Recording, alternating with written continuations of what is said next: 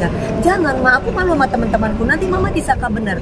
Kalau mama udah klarifikasi baru, oh ya. Jadi aku kadang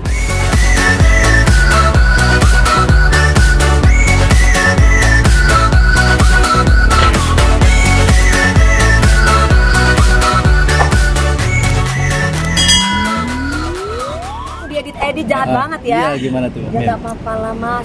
Orang mau bikin aku kayak gimana ya urusannya dia. Toh orang tuh sudah tahu kualitas aku.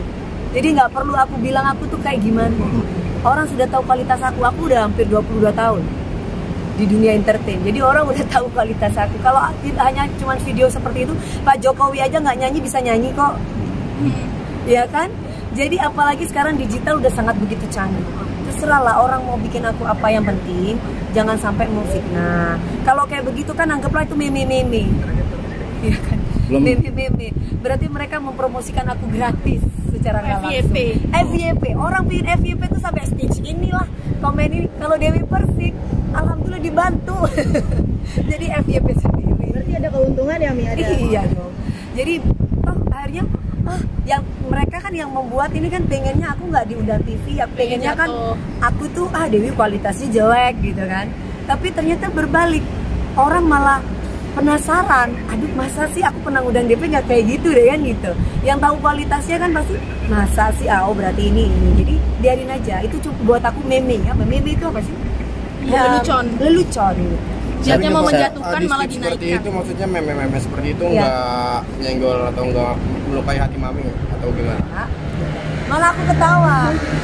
Kok bisa aku kan mulut aku tuh bisa jajareja tuh jajaraji. Itu mulut aku bisa begini. Terus akhirnya aku dikasih tahu dong sama suaminya Mbak Meldi.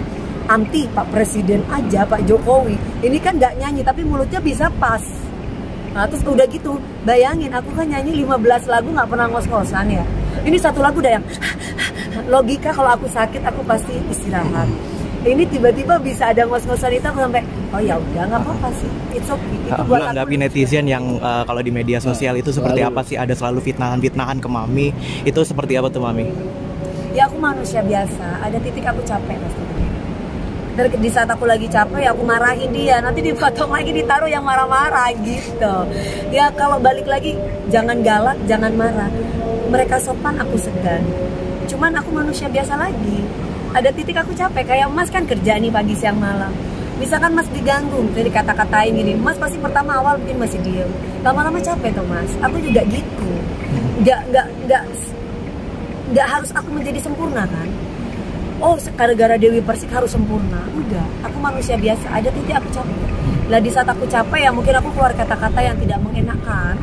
Dan orang itu mengambil kesempatan, dipotong-potong, ditaruh lagi TikTok kayak gitu. Mi yang soal postingan Instagram terbaru kan kata Mami katanya Mami difitnah. Kenal juga enggak, bahas juga enggak. Itu harus dilurusin Mas kalau fitnahan. Tante Dewi itu tipenya gini, kalau netizen itu mau fitnah, Tante Dewi itu selalu akan meluruskan apapun fitnahannya. Kalau misalkan netizen itu hanya kayak bikin video-video yang Tante Dewi nyanyi atau apapun itu, kan dibuat ya udahlah buat guyon-guyonan aja. Tapi kalau fitnah itu memang harus dilurusin karena fitnah itu lebih kejam deh. Iya, klarifikasi itu penting. Gini, ada orang yang bilang diam itu emas, tapi bukan. Tapi zaman sekarang di digital. Kalau kita diam kita diinjak. Selama kita sudah klarifikasi, itu orang tidak percaya kita tidak apa-apa. Yang penting kita sudah klarifikasi. Contoh nih, Dewi Persik hamil duluan. Kalau aku tidak, aku bilang enggak. Gua tidak, gua menikah tanggal begini, tanggal segini, kalian itu misalkan. Tapi kalau ternyata itu fitnah, tapi kalau ternyata mereka nggak percaya nggak apa-apa. Yang penting itu udah klarifikasi. Oh, Dewi Persik ngambil suaminya orang. Aku akan bilang siapa suaminya, di mana buktinya. Itu aku harus klarifikasi. Kecuali karena memang tidak benar. Kecuali itu benar aku diem. Aku begitu orangnya. Karena takut kan kalau tiba-tiba orang itu benar-benar kasih jejak buktinya, detail buktinya, kita yang malu. Aku bukan tipe yang kayak gitu. Terkait fitnah tersebut mungkin nih mau ada cari akun tersebut gak sih yang di Instagram terbaru itu? Semuanya sudah aku serahkan ke lawyer aku. Salah satu contoh beberapa media yang menyangkut pautkan aku dengan masa lalu aku. Padahal aku bicara KDRT, bicara pedofil untuk umum. Tapi ada beberapa media yang melencengkan itu untuk media yang nggak bertanggung jawab tuh menaruh aku seolah-olah aku bicara tentang si X gitu. Nah itu yang perlu kita luruskan. Kita biasanya Bang Sandi biasanya teleponin media tersebut untuk tanya ini maksudnya apa ya, kayak gimana ya, klarifikasi gitu. Kalau memang sekiranya ini ya ada win-win solutionnya gimana. Anakku kan sekolah di Kanada, dia kan butuh duit juga, butuh biaya. Sekolah di luar negeri kan nggak murah. Hidup aku untuk siapa sih? Dari kecil anakku aku bekerja memang buat dia. Alhamdulillah banyak keluarga-keluargaku juga yang terbantu juga. Jadi duitku bukan mengalir untuk aku, tapi masih banyak yang lain yang memang membutuhkan aku. Jadi kalau dibilang kok aku masih kuat, ya mungkin doanya mereka. Kalau aku nggak didoain mereka, aku udah tumbang. Komunikasi bersama anak yang di Kanada pun seperti apa nih Mami? Besok kan dia pulang, belum ada iuran bayaran 200 juta. Oh ya sayang, transfer ya mama gitu. Oh ya gitu kan, namanya orang tua pasti gitu kan. Jangan sampai anak itu tahu kalau kita itu mungkin nggak punya duit atau kayak gimana. Nah itu, jadi kalau misalkan kita harus ngurusin orang yang capek gitu kayaknya ya, hemat energi. Jadi kalau perlu mau jualan sendal, mau jualan sambel, mau jualan apa, yang penting ada duitnya, yang penting halal, kita kasih buat anak kita. Namanya orang tua. Kalau udah posisinya kayak aku kan ibu ini kan, buat anak nyawa aja dikasih informasi. Kayak itu tadi YouTube, mama di YouTube, mama kenal nggak sama ini Novi? Siapa itu? Aku bilang nggak tahu, memang aku nggak ngerti mas. Tapi oh ya udah, sekarang mama klarifikasi aja bilang. Terus aku kadang suka bilang gini sama anakku, sudah Lana, gak usah, biarin aja. Jangan, aku malu sama teman-temanku, nanti mama disangka benar. Kalau mama udah klarifikasi baru, oh ya. Jadi aku kadang aku mau nggak mau karena anak ya, jadi itu nggak benar, gini. Kita punya anak tuh beda, kita tidak punya anak. Kalau kita punya anak itu banyak maunya mbak. Karena apa? Anak itu bergaul itu kan udah banyak teman-temannya. Jadi anak itu kadang suka merasa kesel, temanku ngomong kayak contoh aja nih, ketika aku habis bercerai, bapak kamu banyak ya gitu. Jadi itu harus detail banget mentalnya itu harus detail banget aku menceritakan ke dia bahwa mama harus berpisah nak, mama begini dengan gini, mama itu bahagia gini.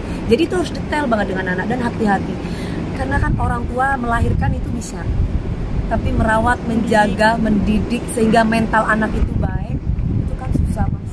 Itu yang aku jaga. Kalau udah mentalnya mamanya udah amburadul, anaknya gimana? Jadi mamanya dulu nih, saya mesti kuat nih menghadapi apapun yang terjadi dalam hidup ini sendiri. Saya mesti kuat.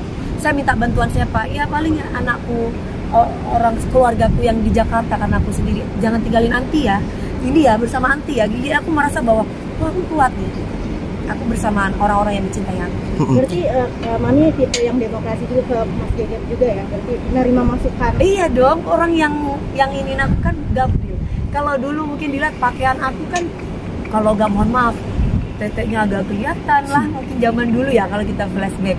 Kalau sekarang mama pakai baju ketat nggak apa-apa, tapi jangan kelihatan itunya ya oke, gitu.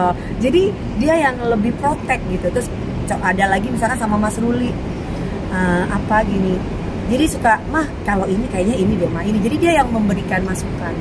Berarti mami bisa dibilang anak mami ini udah seperti ibunya mami sendiri ya, karena dia malah yang banyak memberi masukan gitu.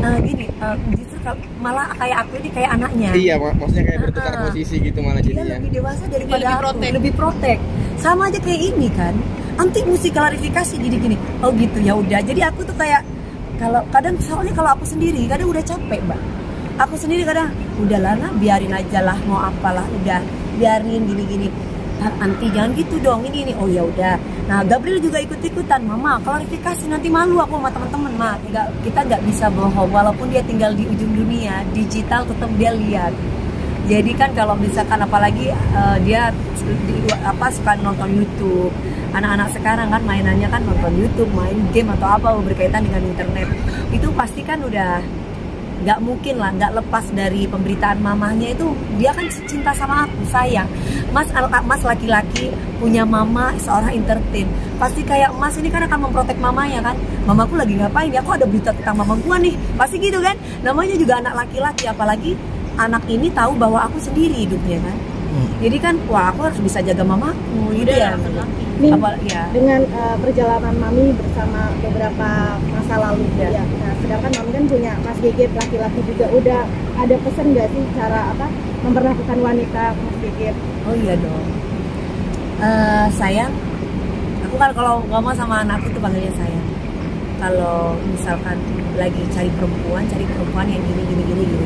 Jawaban dia cuma bilang sama aku cari perempuan yang galak kayak mama. Kalau perempuan galak itu udah pasti setia, katanya dia. Kenapa? Nah iya, justru perempuan yang agak kalem-kalem itu yang berbahaya, katanya bilang kayak gitu. Dia bisa ngomong gitu loh, padahal usia masih 16 tahun November nanti. Terus satu, yang kedua, enggak, misalkan nih mama galak. Enggak, mama nggak galak. Aku kalau ngomong sendiri kan dikira aku mengagungkan diriku sendiri. Nanti next kapan-kapan wawancara sama anakku sendiri. Jadi dia bilang sama aku, kalau perempuan lagi ngomel, semestinya gimana? Mestinya laki tuh diem mah. Karena laki-laki tuh kan nanti kalau udah diem baru dia disayang-sayang, baru dia ngomong. Ini anakku ngomong kayak gitu. Jadi kalau ada cowok nih, kalau misalkan lagi berantem, aku nggak perlu sebutin namanya siapa, dia lagi berantem terus ibunya ngomong 1000, bapaknya ngomong 1000 juga, itu kasih rok aja mah. Anakku ngomong kayak gitu, itu anakku loh. Nah terus jadi sikap laki-laki bagaimana nak? Diem aja dulu, kalau nggak pergi, nggak usah digubris. Ngapain mau ngelawan perempuan?